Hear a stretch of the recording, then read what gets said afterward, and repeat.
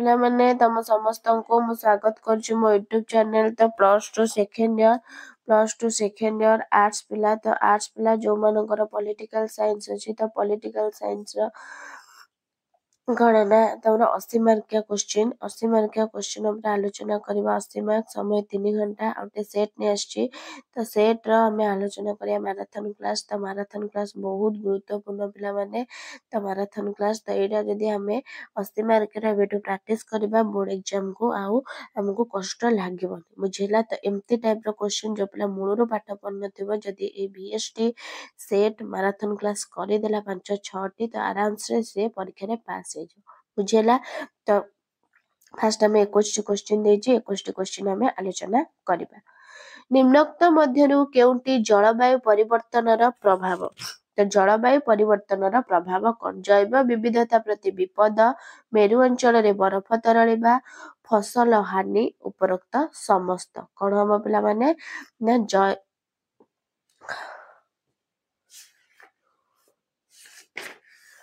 ତ କ'ଣ ହବ? ନିମ୍ନୋକ୍ତ ମଧ୍ୟରୁ କେଉଁଟି କ'ଣ ନା ଜଳବାୟୁ ପରିବର୍ତ୍ତନର କାରଣ। ତ ଜଳବାୟୁ ପରିବର୍ତ୍ତନର କ'ଣ ହବ?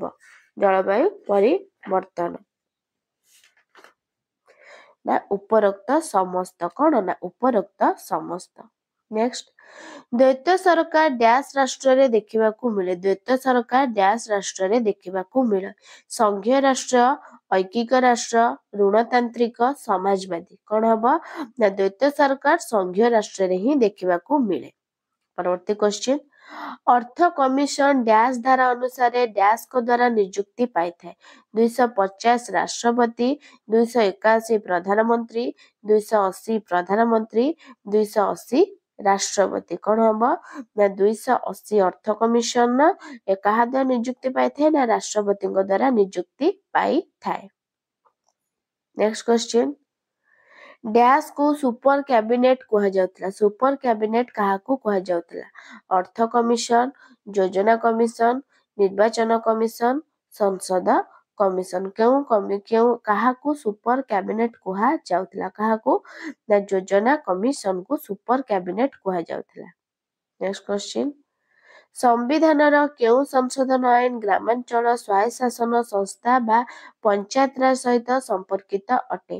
42ତମ, 52ତମ, 73ତମ, 74ତମ। କ'ଣ ହବ ନା 73। ସମ୍ବିଧାନର କେଉଁ ସଂଶୋଧନ ନା 73ତମ ସଂଶୋଧନ ଆଇନ ଗ୍ରାମାଞ୍ଚଳ ସ୍ୱାୟତ୍ତ ଶାସନ ସଂସ୍ଥା ବା ପଞ୍ଚାୟତରାଜ ସହିତ ସମ୍ପର୍କିତ ଅଟେ।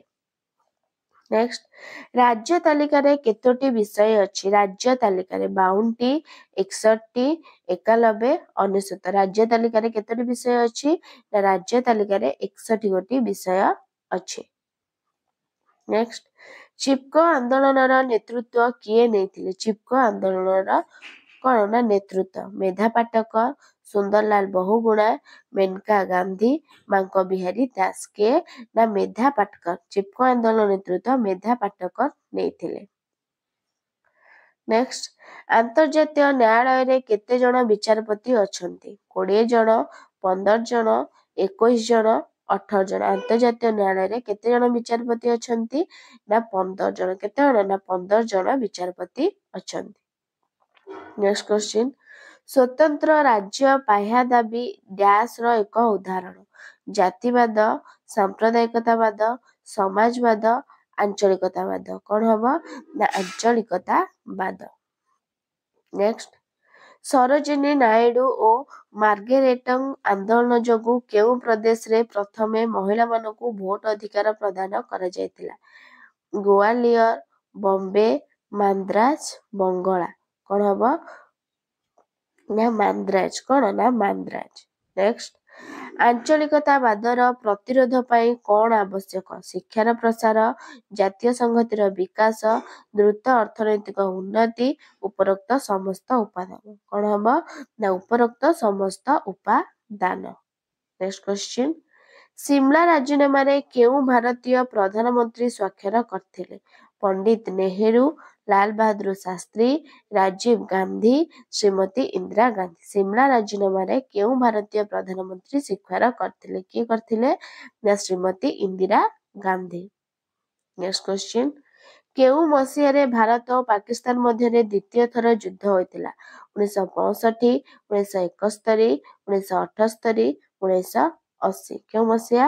ନା 1971 ମସିହାରେ। ନେକ୍ସଟ, ସିମଲା ରାଜିନାମା କେବେ ସ୍ୱାକ୍ଷରିତ ହୋଇଥିଲା? 1970 ମସିହାରେ, 1972 ମସିହାରେ, 1975 ମସିହାରେ ନା 1990। ସିମଲା ରାଜିନାମା କେବେ ସ୍ୱାକ୍ଷରିତ ହୋଇଥିଲା? ନା ସିମଲା ରାଜିନାମା 1972 ମସିହାରେ ସ୍ୱାକ୍ଷରିତ ହୋଇଥିଲା। ପରବର୍ତ୍ତୀ କ୍ୱେଶ୍ଚିନ୍, ନିମ୍ନୋକ୍ତ କାହା କାହା ମଧ୍ୟରେ ସିମଲା ରାଜିନାମା ସ୍ୱାକ୍ଷରିତ ହୋଇଥିଲା? ଭାରତ ଚୀନ ନା ଭାରତ ଶ୍ରୀଲଙ୍କା, ଭାରତ ବାଂଲାଦେଶ, ଭାରତ ପାକିସ୍ତାନ। କେଉଁଠି ହେଇଥିଲା? ନା ଭାରତ ପାକିସ୍ତାନ। ନେକ୍ସଟ, ନିରାପତ୍ତା ପରିଷଦରେ କେତେ ଜଣ ଅସ୍ଥାୟୀ ସଦସ୍ୟ ଅଛନ୍ତି? 5 ଜଣ, 10 ଜଣ, 15 ଜଣ, 16 ଜଣ। କେତେ ଜଣ? ନା 10 ଜଣ ଅସ୍ଥାୟୀ ସଦସ୍ୟ ଅଛନ୍ତି।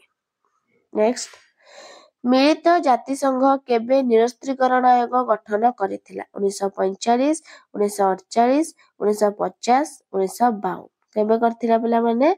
ନା 1952 ମସିହାରେ କଣ କରିଥିଲା? ନା ନିରସ୍ତ୍ରୀକରଣ ଆୟୋଗ ଗଠନ କରିଥିଲା। ନେକ୍ସଟ କ୍ୱେଶ୍ଚିନ୍, ନିମ୍ନୋକ୍ତ କେଉଁ କାରଣରୁ ନିରସ୍ତ୍ରୀକରଣ ଆବଶ୍ୟକ?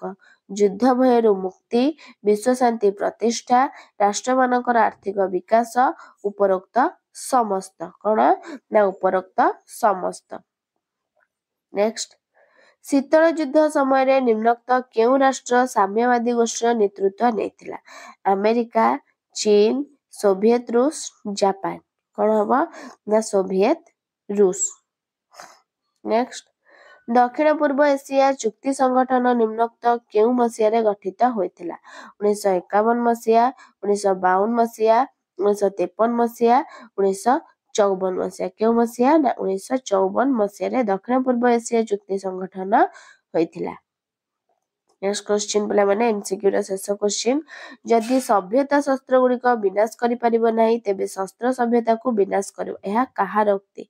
Hartman, Lord Grey, Morgenthau, Jawaharlal Nehru. କଣ ହବ? ନା ଲର୍ଡ ଗ୍ରେ। ତ ତାପରେ 14 ମାର୍କସର କଣ? ନା 2 ମାର୍କିଆ କ୍ୱେଶ୍ଚିନ୍ 7ଟା କରିବ ପିଲାମାନେ। 7×14, ଭାରତ ରାଜ୍ୟମାନଙ୍କର ଏକ ସମ୍ମିଶ୍ରଣ। ବିଜ୍ଞପ୍ତିତ ଅଞ୍ଚଳ ପରିଷଦ କଣ? ଆଞ୍ଚଳିକତାବାଦ ଭାରତରେ ଜାତୀୟ ସଂହତିକୁ କିପରି କଣ ନା ପ୍ରଭାବିତ କରୁଛି? ବଳବନ୍ତ ରାୟ ମେହେଟ୍ଟା କମିଟି କାହିଁକି ଗଠିତ ହୋଇଥିଲା ଓ କଣ ସୁପାରିଶ କରିଥିଲା? ଧରିତ୍ରୀ ଶିଖର ସମ୍ମିଳନୀର ଗୁରୁତ୍ୱ କଣ ଥିଲା? ସିନ୍ଧୁ ନଦୀ ଜଳ ବିବାଦ କଣ? ମିଳିତ ଜାତିସଂଘ ଘୋଷଣାନାମା କଣ? ସଂଯୁକ୍ତ ଜାତିସଂଘର ସାଧାରଣ ସଭାକୁ କାହିଁକି ପୃଥିବୀର ପଞ୍ଚାୟତ ଆଖ୍ୟା ଦିଆଯାଇଛି? ଭିଟୋ କଣ? ତାପରେ ପରମାଣୁ ଅପସାରଣ ସନ୍ଧି ଯୋଉଟା NPT କଣ? ପ୍ରାକୃତିକ ସମ୍ପଦ କଣ? ନିରସ୍ତ୍ରୀକରଣର ମୁଖ୍ୟ ଲକ୍ଷଣ କଣ?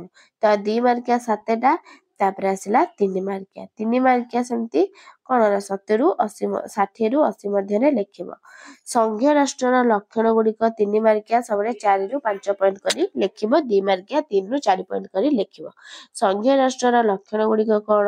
ପଞ୍ଚାୟତ ରାଜ ହେଉଛି ତୃଣମୂଳ କଂଗ୍ରେସ ପ୍ରମାଣ କର। ଗଣତାନ୍ତ୍ରିକ ବିକେନ୍ଦ୍ରୀକରଣ କହିଲେ କଣ ବୁଝ?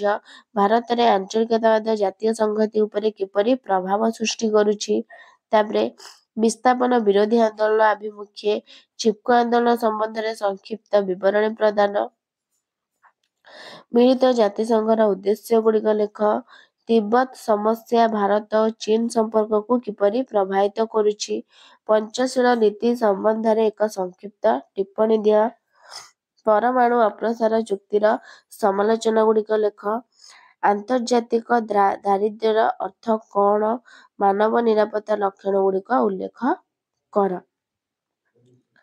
ତାପରେ ଆସିଲା କଣ ନା 24 ମାର୍କର 8 ମାର୍କିଆ କ୍ୱେଶ୍ଚିନ୍, ଜିଲ୍ଲା ପରିଷଦର ଗଠନ ଓ କାର୍ଯ୍ୟାବଳୀ ଆଲୋଚନା କର। କେନ୍ଦ୍ର ରାଜ୍ୟ ମଧ୍ୟରେ ଆର୍ଥିକ ସମ୍ପର୍କ ଆଲୋଚନା କର। ଭାରତର ପରିବେଶ ସୁରକ୍ଷା ଆନ୍ଦୋଳନ, ଏଟା ବହୁତ ଗୁରୁତ୍ୱପୂର୍ଣ୍ଣ ପିଲାମାନେ କ୍ୱେଶ୍ଚିନ୍ଟା। ତାପରେ ବିଭିନ୍ନ ପ୍ରକଳ୍ପ ଦ୍ୱାରା ପ୍ରଭାବିତ ଜନସାଧାରଣଙ୍କ ପୁନଃ ଅବସ୍ଥିତି ପୁନଃ ଥଇଥାନ ବିଷୟରେ ଉଦାହରଣ ମାଧ୍ୟମରେ ବୁଝାଅ। ମିଳିତ ଜାତିସଂଘର ନିରାପତ୍ତା ପରିଷଦର ଗଠନ କାର୍ଯ୍ୟାବଳୀ ଜାତୀୟ ନିରାପତ୍ତା ସଂଜ୍ଞା ଉପାଦାନ ଆଲୋଚନା କର। ତ ଏଇଟା ବହୁତ ଗୁରୁତ୍ୱପୂର୍ଣ୍ଣ। ତାପରେ ଆମେ 2 ମାର୍କିଆ 3 ମାର୍କିଆର ଆମେ ଆନ୍ସର ଦେଖିବା। ପିଲାମାନେ ସମସ୍ତେ ସ୍କ୍ରିନଶଟ ମାରିଦେବ। ବୁଝିଲା? ତ ସମସ୍ତେ ଲେଖିନେବ ଆନ୍ସର 2 ମାର୍କିଆ 3 ମାର୍କିଆର। ତ କଣ ଦେଇଛି? ଭାରତ ରାଜ୍ୟମାନଙ୍କର ଏକ ସମ୍ମିଶ୍ରଣ କଣ? ନା ଭାରତ ଏକ ସଂଘୀୟ ରାଷ୍ଟ୍ର ହୋଇଥିଲେ ମଧ୍ୟ ସମ୍ବିଧାନର 1 ଧାରାରେ ଭାରତକୁ ଏକ ରାଜ୍ୟମାନଙ୍କର ସମ୍ମିଶ୍ରଣ କୁହାଯାଏ। ଭାରତର ସଂଘୀୟ ବ୍ୟବସ୍ଥା କେନ୍ଦ୍ରାଭିମୁଖୀ ନ ହୋଇ କେନ୍ଦ୍ରପ୍ରସାରୀ ହୋଇଥିବାରୁ ଓ ରାଜ୍ୟମାନଙ୍କୁ ସଂଘୀୟ ବ୍ୟବସ୍ଥାରୁ ବାହାରି ଯିବାର ସ୍ୱାଧୀନତା ଦିଆଯାଇନଥିବାରୁ ଏବଂ ବିଭିନ୍ନତା ମଧ୍ୟରେ ଏକତା ପ୍ରତିଷ୍ଠା ପାଇଁ ଭାରତକୁ ରାଜ୍ୟମାନଙ୍କର ସମ୍ମିଶ୍ରଣ ବୋଲି କଣ ନା ଘୋଷଣା କରାଯାଇଛି। ତାପରେ ଆସିଲା ବିଜ୍ଞପ୍ତିତ ଅଞ୍ଚଳ ପରିଷଦ କଣ? ସହରାଞ୍ଚଳ ସ୍ୱାୟତ୍ତଶାସନ ସଂସ୍ଥାର ସର୍ବନିମ୍ନ ସୋପାନକୁ ବିଜ୍ଞପ୍ତିତ ଅଞ୍ଚଳ ପରିଷଦ NSA କୁହାଯାଏ। 5,000 ରୁ 10,000 ଜନସଂଖ୍ୟା ବିଶିଷ୍ଟ ଛୋଟ ଛୋଟ ସହରରେ ଏହା କାର୍ଯ୍ୟକାରୀ ହୋଇଥାଏ। ଏହାର ମୁଖ୍ୟଙ୍କୁ ଚେୟାରମ୍ୟାନ ବା ଅଧ୍ୟକ୍ଷ କୁହାଯାଏ। ଏହାର କାର୍ଯ୍ୟକାଳ 5 ବର୍ଷ। ନେକ୍ସଟ, ଆଞ୍ଚଳିକତାବାଦ ଭାରତରେ ଜାତୀୟ ସଂହତିକୁ କିପରି ପ୍ରଭାବିତ କରୁଛି? ଆଞ୍ଚଳିକତାବାଦ ସଂକୀର୍ଣ୍ଣ ସ୍ୱାର୍ଥଯୁକ୍ତ ଆଞ୍ଚଳିକ ଦଳ ସୃଷ୍ଟି କରିବା, ଆନ୍ତଃରାଜ୍ୟ ଏବଂ କେନ୍ଦ୍ର ରାଜ୍ୟ ବିବାଦକୁ ଘନୀଭୂତ କରିବା, ବିଚ୍ଛିନ୍ନତାବାଦୀ ରାଜନୈତିକ ଆନ୍ଦୋଳନକୁ ସମର୍ଥନ ଓ ପ୍ରୋତ୍ସାହନ ଦେବା ଆଦି କୁପ୍ରବାହର ଜନ୍ମଦାତା ଅଟେ। ତେଣୁ ଏହା ଜାତୀୟ ସଂହତି ପ୍ରତି ବିପଦ ସୃଷ୍ଟି କରିଥାଏ। ତାପରେ ବଳବନ୍ତ ରାୟ ମେହେଟ୍ଟା କମିଟି କାହିଁକି ଗଠିତ ହୋଇଥିଲା? କଣ ସୁପାରିଶ କରିଥିଲା? ଭାରତର ଗୋଷ୍ଠୀ ଉନ୍ନୟନ ଯୋଜନାର କାର୍ଯ୍ୟକାରିତାର ମୂଲ୍ୟାଙ୍କନ ଓ ସଫଳ କାର୍ଯ୍ୟକାରିତା ନିମନ୍ତେ ସୁପାରିଶ କରିବା ପାଇଁ 1957 ମସିହାରେ ବଳବନ୍ତ ରାୟ ମେହେଟ୍ଟା କମିଟି ଗଠିତ ହୋଇଥିଲା। ଏହା ଗଣତାନ୍ତ୍ରିକ ବିକେନ୍ଦ୍ରୀକରଣ ପାଇଁ ପଞ୍ଚାୟତ ରାଜ ବ୍ୟବସ୍ଥା ସୁପାରିଶ କରିଥିଲା। ଧରିତ୍ରୀ ଶିଖର ସମ୍ମିଳନୀର ଗୁରୁତ୍ୱ କଣ? ଜାତିସଂଘର ପରିବେଶ ଉନ୍ନୟନ ସଂକ୍ରାନ୍ତୀୟ ସମ୍ମିଳନୀ କଣ? ରିଓ ଡି ଜେନେରୋଠାରେ 1992 ମସିହା ଜୁନ 3 ରୁ 14 ତାରିଖ ପର୍ଯ୍ୟନ୍ତ ରିଓ ସମ୍ମିଳନୀ ବା ଧରିତ୍ରୀ ଶିଖର ସମ୍ମିଳନୀ ନାମରେ ଅନୁଷ୍ଠିତ ହୋଇଥିଲା। ଶୀତଳ ଯୁଦ୍ଧ ପରେ ବିକାଶର ପ୍ରସଙ୍ଗକୁ ଆନ୍ତର୍ଜାତୀୟ ସହଯୋଗ ସହ ସଦସ୍ୟ ରାଷ୍ଟ୍ରମାନେ ପରିଚାଳନା କରିବାର ଲକ୍ଷ୍ୟ ଏଥିରେ ରଖାଯାଇଥିଲା। ପରବର୍ତ୍ତୀ ରିଓ ଧରିତ୍ରୀ ସମ୍ମିଳନୀ 2012 ମସିହା ଜୁନ 13 ରୁ 22 ତାରିଖରେ ଧାରଣୀୟ ବିକାଶ ଉପରେ ଆଧାରିତ ହୋଇ ରିଓଠାରେ ଅନୁଷ୍ଠିତ ହୋଇଥିଲା। ତାପରେ ସିନ୍ଧୁ ନଦୀ ଜଳ ବିବାଦ କଣ? ସିନ୍ଧୁ ନଦୀର କେନାଲ ଜଳ ବଣ୍ଟନ ନେଇ ଭାରତ ଓ ପାକିସ୍ତାନ ମଧ୍ୟରେ ବିବାଦ ଦେଖାଦେଇଥିଲା। 1960 ମସିହାରେ ତତ୍କାଳୀନ ଭାରତର ପ୍ରଧାନମନ୍ତ୍ରୀ ପଣ୍ଡିତ ନେହେରୁ ପାକିସ୍ତାନ ପ୍ରତିପକ୍ଷ ଆୟମ ଖାଁଙ୍କ ମଧ୍ୟରେ ଏକ ରାଜିନାମା ସ୍ୱାକ୍ଷରିତ ହେବା ପରେ ଏକ ଆୟୋଗ ଗଠିତ ହୋଇ ଏହାର ସମାଧାନ କରିଥିଲେ। ମିଳିତ ଜାତିସଂଘର ଘୋଷଣାନାମା କଣ? 1942 ମସିହା ଜାନୁଆରୀ 1 ତାରିଖରେ 26 ରାଷ୍ଟ୍ରର ପ୍ରତିନିଧିମାନେ ଆଟଲାଣ୍ଟିକା ସ୍ଥାନାନ୍ତର ନୀତିକୁ ସମର୍ଥନ ଜଣାଇ ୱାଶିଂଟନରେ ଏକ ଘୋଷଣାନାମା ସ୍ୱାକ୍ଷର କରିଥିଲେ। ଏଥିରେ ମିଳିତ ଜାତିସଂଘ ଶବ୍ଦଟି ଆମେରିକାର ରାଷ୍ଟ୍ରପତି ରୁଜଭେଲ୍ଟଙ୍କର ପ୍ରସ୍ତାବ କ୍ରମେ ପ୍ରଥମେ ବ୍ୟବହାର କରାଯାଇଥିବାରୁ ଏହାକୁ ମିଳିତ ଜାତିସଂଘର ଘୋଷଣାନାମା କୁହାଯାଏ। ତାପରେ ସେମିତି ଦେଖ ସଂଯୁକ୍ତ ଜାତିସଂଘର ସାଧାରଣ ସଭାକୁ କାହିଁକି ପୃଥିବୀର ପଞ୍ଚାୟତ ଆଖ୍ୟା ଦିଆଯାଇଛି? ସଂଯୁକ୍ତ ରାଷ୍ଟ୍ର ସଂଘର 6 ଗୋଟି ଅଙ୍ଗ ମଧ୍ୟରୁ ସାଧାରଣ ସଭା ଅନ୍ୟତମ। ସାଧାରଣ ସଭାକୁ ପୃଥିବୀର ପଞ୍ଚାୟତ ଆଖ୍ୟା ମିଳିଛି କାରଣ ଏହି ସଭାରେ ସଂଯୁକ୍ତ ରାଷ୍ଟ୍ର ସଂଘର ସମସ୍ତ ସଦସ୍ୟ ରାଷ୍ଟ୍ରର ପ୍ରତିନିଧିମାନେ ଆଲୋଚନା ବିତର୍କ ମାଧ୍ୟମରେ ବିଭିନ୍ନ ଆନ୍ତର୍ଜାତୀୟ ସମସ୍ୟାର ସମାଧାନ କରିଥାନ୍ତି। ଭିଟୋ କଣ? ନା ଯେତେବେଳେ କୌଣସି ବିଷୟବସ୍ତୁ ସମ୍ପର୍କିତ ସମସ୍ୟା ନିରାପତ୍ତା ପରିଷଦରେ ନିଷ୍ପତ୍ତି ପାଇଁ ବିଚାରକୁ ଆସେ ସେତେବେଳେ 5 ଜଣ ସ୍ଥାୟୀ ସଦସ୍ୟଙ୍କ ସମେତ 9 ଜଣ ସଦସ୍ୟଙ୍କ ସମର୍ଥନ ନିଶ୍ଚିତ ଭାବେ ଆବଶ୍ୟକ। ଯଦି ଜଣେ କେହି ସ୍ଥାୟୀ ସଦସ୍ୟ ପ୍ରସ୍ତାବ ସପକ୍ଷରେ ଭୋଟ ନ ଦିଅନ୍ତି ତେବେ ସେ କ୍ଷେତ୍ରରେ ଭିଟୋ ପ୍ରୟୋଗ ହୋଇଥାଏ। ପରମାଣୁ ଅପସାରଣ ସନ୍ଧି NPT କଣ?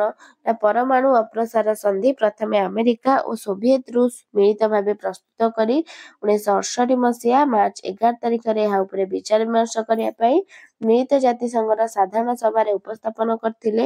ଏହା ମିଳିତ ଜାତିସଂଘର ଗୃହୀତ ହେବା ପରେ 1970 ମସିହାରେ କାର୍ଯ୍ୟକାରୀ ହୋଇଥିଲା।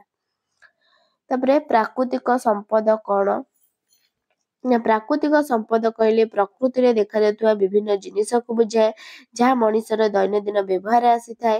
ବାୟୁ, ବଣ, ଜଙ୍ଗଲ, ଜଳ, ମୃତ୍ତିକା, ବନ୍ୟଜନ୍ତୁ, ପଶୁପକ୍ଷୀ ଆଦିଙ୍କୁ ପ୍ରାକୃତିକ ସମ୍ପଦର ଆଖ୍ୟା ଦିଆଯାଇଥାଏ। ପ୍ରାକୃତିକ ସମ୍ପଦ ଦୁଇ ପ୍ରକାର କଣ ନା ଜୀବନ୍ତ ସମ୍ପଦ ଯାହା ବଣ, ଜଙ୍ଗଲ, ବନ୍ୟଜନ୍ତୁ, ସେହିପରି ଅନ୍ୟଟି ହେଲା ଅଜୈବ ଯାହା ଜଳ, ବାୟୁ, ମୃତ୍ତିକା, ଖଣିଜ ଲବଣ। ତାପରେ ନିରସ୍ତ୍ରୀକରଣର ମୁଖ୍ୟ ଲକ୍ଷ୍ୟ କଣ ନା ଅସ୍ତ୍ରଶସ୍ତ୍ର ପ୍ରତିଯୋଗିତାକୁ ସମାପ୍ତ କରିବା ଉଦ୍ଦେଶ୍ୟରେ ଅସ୍ତ୍ରଶସ୍ତ୍ର ଉପାଦାନ ଓ ମହଜୁଦ ପରିମାଣ ହ୍ରାସ ବା ଉଚ୍ଛେଦ କରିବାକୁ ନିରସ୍ତ୍ରୀକରଣ କୁହାଯାଏ। ଏହା ରାଷ୍ଟ୍ରମାନଙ୍କର ସାମରିକ ପ୍ରସ୍ତୁତିକୁ ନିୟନ୍ତ୍ରଣ କରିଥାଏ। ଏହା ଯୁଦ୍ଧକୁ ଏଡ଼ାଇ ବିଶ୍ୱଶାନ୍ତି ପ୍ରତିଷ୍ଠାରେ ସହାୟକ ହୋଇଥାଏ। ତାପରେ ପିଲାମାନେ ଦେଖ 3 ମାର୍କିଆ କ୍ୱେଶ୍ଚିନ୍ ସ୍କ୍ରିନଶଟ ମାରିଦିଅ। ସଂଘୀୟ ରାଷ୍ଟ୍ରର ଲକ୍ଷଣ ଗୁଡ଼ିକ କଣ?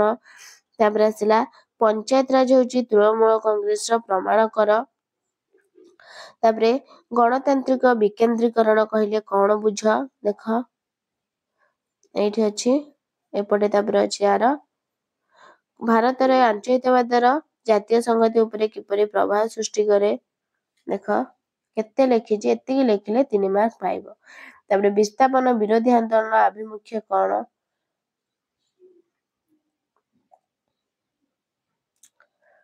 ଚିପକୋ ଆନ୍ଦୋଳନ ସଂକ୍ଷିପ୍ତ ଟିପ୍ପଣୀ ଦିଅ। ତାପରେ ପଞ୍ଚଶୀଳ ନୀତି ସମ୍ବନ୍ଧରେ ଏକ ମିଳିତ ଜାତିସଂଘର ଉଦ୍ଦେଶ୍ୟ ଗୁଡ଼ିକ କଣ? ତ ଇଏ ହେଲା ତମର ଏତିକି କ୍ୱେଶ୍ଚିନ୍ ଆନ୍ସର ପିଲାମାନେ।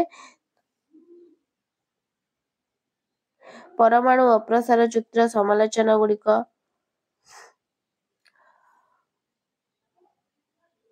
ତାପରେ ଆନ୍ତର୍ଜାତୀୟ ଦାରିଦ୍ର୍ୟର ଅର୍ଥ କଣ? ମାନବ ନିରାପତ୍ତା ଲକ୍ଷଣ ଗୁଡ଼ିକ କଣ? ମାନବ ନିରାପତ୍ତା ଲକ୍ଷଣ। ତ ପିଲାମାନେ ତମମାନଙ୍କର ଏତିକି କ୍ୱେଶ୍ଚିନ୍ ଆନ୍ସର। ତ ଭିଡ଼ିଓଟି ଭଲ ଲାଗିଥିଲେ ଲାଇକ୍, ସେୟାର, ସବସ୍କ୍ରାଇବ କରିଦବ। ରହୁଛି ଧନ୍ୟବାଦ। ଜୟ ଜଗନ୍ନାଥ।